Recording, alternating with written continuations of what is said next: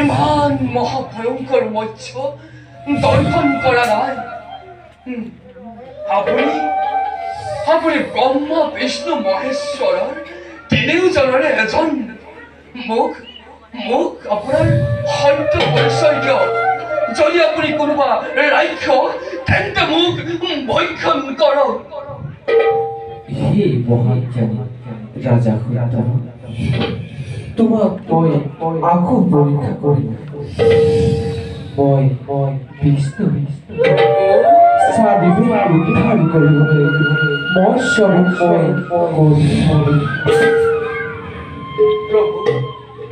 আপুনি এনে মৎস্যৰূপ কিয় ধাৰণ কৰিবলগীয়া হ'ল?